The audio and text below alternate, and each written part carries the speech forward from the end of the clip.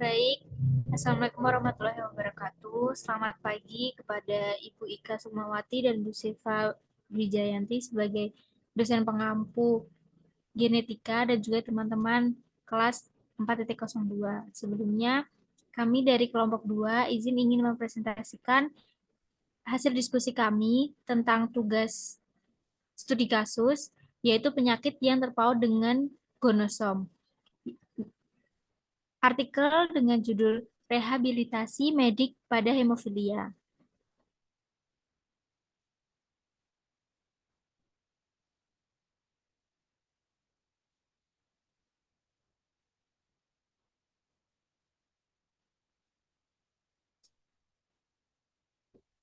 Anggota dari kelompok 2 sendiri ada Mbak Latifah Satuti Dewi, saya sendiri Farihatul Hidayah, dan juga Najib Adibur Rahman. Untuk topik-topik yang akan dibahas yaitu yang pertama ada bibliografi, lalu permasalahan yang terkait dalam artikel, lalu gejala atau akibat dari penyakit tersebut, lalu ada pola pewarisan, ada diagnosis penyakit, dan juga mungkinkah dilakukan screening. Yang pertama yaitu bibliografi. Artikel yang kami gunakan pada studi kasus kali ini yaitu dengan penulis Yosua V dan juga Angliadi E pada tahun 2013 dengan judul Rehabilitasi Medik pada Hemofilia yang diterbitkan oleh Jurnal Biomedik atau JBM 52.67-73. Selanjutnya akan dibacakan oleh Mbak Tasa. Baik, terima kasih Mbak Rika. Yang selanjutnya yaitu mengenai permasalahan pada artikel. Hemofilia adalah kelompok kelainan pembukaan darah dengan karakteristik sex linked resesif dan autosomal resesif. Prevalensi hemofilia di Indonesia untuk pada tahun 2006 ialah 4,1 per 1 juta kasus. Kasus hemofilia A lebih sering ditemukan dibandingkan dengan hemofilia B, yaitu tercatat sebanyak 1 per 10.000 kasus, sedangkan kasus hemofilia B 1 per 20-30.000 kasus. Untuk kasus hemofilia C di Indonesia belum terdapat data resmi karena kasus ini jarang ditemukan. Diperkirakan 1 per 100.000 kasus hemofilia. Rehabilitasi medik merupakan faktor penting dalam penanganan hemofilia, terutama dalam penanganan akibat dari komplikasi muskuloskeletal. Pendekatan tim dalam hal ini mutlak harus dipenuhi sehingga dapat membantu pasien dan keluarga sampai pada masalah psikososial dan kehidupan sehari-hari.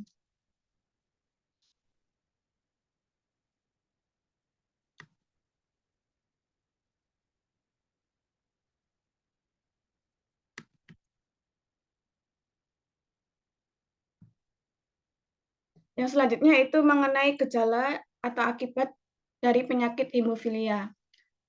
Gejala yang paling sering terjadi pada hemofilia ialah perdarahan, baik yang terjadi di dalam tubuh maupun yang terjadi di luar tubuh. Internal bleeding yaitu terjadi dapat berupa hipema, hematemesis, hematoma, perdarahan intrakranial, hematuria, melena, dan hemartrosis. Terdapatnya external bleeding dapat bermanifestasi sebagai perdarahan masif dari mulut ketika ada gigi yang tanggal atau pada ekstrasi gigi, pendarahan masif ketika terjadi luka kecil, dan perdarahan dari hidung tanpa sebab yang jelas. Yang selanjutnya itu pola pewarisan. Hemofilia adalah penyakit genetik yang diturunkan dari orang tua ke anak melalui pola pewarisan yang disebut sebagai pola pewarisan terkait X atau pewarisan terkait seks. Penyakit ini disebabkan oleh mutasi pada gen yang terletak pada kromosom X, salah satu dari 2 kromosom seks pada manusia. Karena wanita memiliki 2 kromosom X, mereka dapat membawa satu salinan gen yang bermutasi dan satu salinan normal, sehingga mereka biasanya tidak terpengaruh oleh hemofilia. Namun, pria hanya memiliki satu kromosom X dan satu kromosom Y, sehingga jika kromosom X yang mereka miliki mengandung gen hemofilia yang bermutasi, mereka akan mengalami hemofilia. Pola pewarisan hemofilia adalah sebagai berikut. Yang pertama, jika seorang wanita heterozigot atau membawa satu salinan gen normal dan satu salinan gen yang bermutasi, memiliki anak dengan seorang pria yang tidak terpengaruh, maka setiap anak mereka akan memiliki peluang 50/50 untuk mewarisi kromosom X yang mengandung gen normal atau kromosom X yang mengandung gen yang bermutasi. Anak laki-laki yang mewarisi kromosom X yang mengandung gen hemofilia akan mengalami hemofilia, sedangkan anak perempuan yang mewarisi kromosom X yang mengandung gen hemofilia akan menjadi pembawa hemofilia. Yang kedua yaitu jika seorang pria yang terpengaruh oleh hemofilia memiliki anak dengan seorang wanita yang tidak terpengaruh, maka semua putranya akan terbebas dari hemofilia. Atau karena mereka mewarisi kromosom Y dari ayah mereka, bukan kromosom X yang mengandung gen hemofilia. Sedangkan semua putrinya akan menjadi pembawa hemofilia. Yang ketiga, jika seorang pria yang terpengaruh oleh hemofilia memiliki anak dengan seorang wanita yang juga membawa hemofilia, maka ada peluang 50/50 untuk setiap anak mereka mewarisi kromosom X yang mengandung gen hemofilia. Anak laki-laki yang mewarisi kromosom X yang mengandung gen hemofilia akan mengalami hemofilia. Sedangkan anak perempuan yang mewarisi kromosom X yang mengandung gen hemofilia akan menjadi pembawa hemofilia. Dengan demikian, pola pewarisan terkait X menjelaskan mengapa hemofilia lebih umum terjadi pada laki-laki dan seringkali diturunkan dari ibu ke anak laki-laki mereka. Namun tidak semua kasus hemofilia terjadi karena pewarisan genetik. Dalam beberapa kasus, mutasi genetik yang menyebabkan hemofilia juga dapat terjadi secara spontan. Baik, yang selanjutnya akan dilanjutkan oleh Mas Najib. Baik, yang selanjutnya ada diagnosis dari kelainan atau penyakit hemofilia. Hemofilia merupakan kelompok kelainan pembekuan darah dengan karakteristik sex-linked resesif dan autosomal resesif, di mana pendarahan dapat terjadi tanpa penyebab trauma yang jelas atau berupa pendarahan spontan. Pemeriksaan komprehensif pada pasien dengan suspek hemofilia sudah harus dimulai saat ditemukan riwayat, seperti yang pertama, penyakit hemofilia dalam keluarga. Kemudian, mudah memar sejak periode neonatal. Yang ketiga, pendarahan spontan, baik internal atau eksternal. Dan yang keempat, pendarahan masif ketika terjadi luka kecil. Kecurigaan ini kemudian ditindaklanjutkan dengan screening laboratorium untuk mengetahui fungsi homeostasis serta ada tidaknya kelainan perdarahan. Screening utama untuk menentukan fungsi homeostasis adalah platelet count, di mana normalnya antara 150.000 sampai 450.000 mm3, dan bleeding time. Pada pemeriksaan platelet count, pengambilan darah dilakukan melalui fungsi pena dan perlu diperhatikan apakah pasien sedang mengkonsumsi obat-obatan seperti chloramphenicol, oral antituberkulosis, colchicine, atau sulfonamid. Pemeriksaan bleeding time menggunakan metode IVY dengan nilai normal 1-6 menit dan dikatakan memanjang bila lebih dari 15 menit.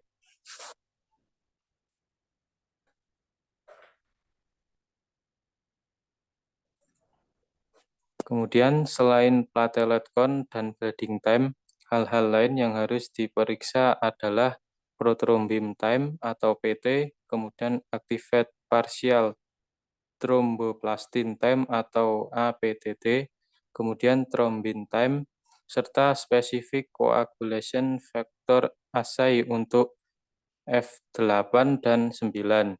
Pada keempat pemeriksaan ini, pengambilan darah dilakukan melalui fungsi pena. Pemeriksaan PT untuk menilai jalur pembekuan darah ekstrinsik, yaitu keterlibatan faktor 1 sampai 9 dalam proses pembekuan darah, dengan nilai normal antara 11 sampai 13 detik. Selanjutnya, pemeriksaan APTT untuk menilai jalur pembekuan darah intrinsik, yaitu keterlibatan faktor 8, 9, 11, dan juga 12 dengan nilai normal 15 sampai 35 detik. Pemeriksaan TT untuk menilai kemampuan membentuk bekuan darah dari fibrinogen, yaitu keterlibatan faktor 8 dalam proses pembekuan darah. Selanjutnya, pemeriksaan specific coagulation factor assay untuk F8 dan 9 dilakukan untuk menilai aktivitas faktor 8 dan 9. Dengan nilai normalnya dari faktor 8 dan 9 assay antara 60 sampai 100%. Berdasarkan hasil pemeriksaan di atas, hemofilia dikategorikan ringan apabila aktivitas faktor pembekuannya 5-35% dari normal. Kemudian jika sedang terjadi bila aktivitas faktor pembekuan 1-5% dari normal, dan berat jika aktivitas faktor pembekuan antara 1-5% dari normal, dan berat bila aktivitas faktor pembekuan kurang dari 1% dari normal.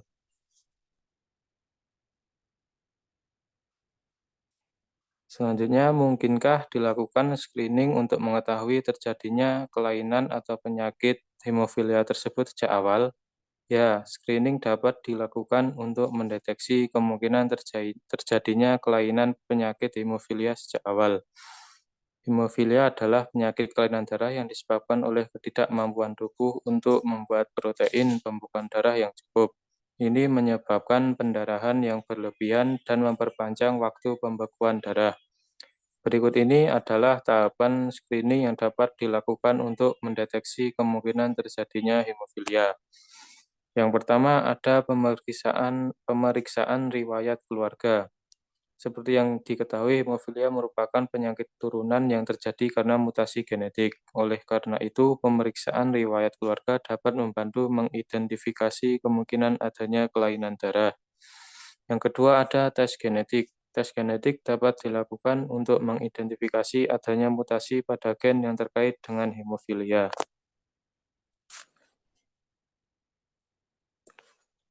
Tes yang ketiga ada tes darah. Tes darah dapat dilakukan untuk mengukur kadar faktor pembekuan darah yang spesifik, seperti faktor 8 untuk hemofilia A dan faktor 9 untuk hemofilia B.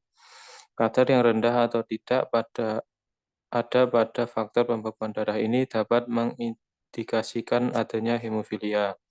Selanjutnya, yang keempat ada tes pemeriksaan fisik. Tes fisik dapat dilakukan untuk mengidentifikasi adanya tanda-tanda pendarahan yang tidak normal, seperti pendarahan di bawah kulit atau di dalam sendi. Tes yang terakhir ada tes pencitraan. Tes pencitraan seperti MRI dapat dilakukan untuk mengevaluasi tingkat kerusakan sendi dan jaringan lunak akibat pendarahan. Pendarahan tersebut dapat jadi yang berulang pada orang yang didiagnosis menderita hemofilia. Jika seseorang dinyatakan positif mengalami penyakit atau kelainan hemofilia melalui tahapan screening tadi, maka langkah selanjutnya adalah mengambil tindakan medis dan mengikuti perawatan yang sesuai untuk mencegah komplikasi dan memperbaiki kondisi penderitanya.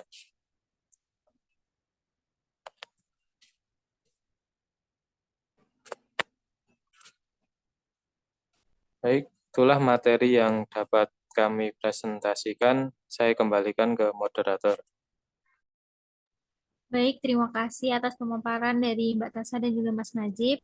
Selanjutnya akan dilanjutkan dengan diskusi mungkin di Elita. Jadi untuk teman-teman yang ingin bertanya, silahkan untuk menyiapkan pertanyaannya. Cukup sekian presentasi dari kelompok 2. Mohon maaf jika ada salah-salah. Terima kasih. Wassalamualaikum warahmatullahi wabarakatuh.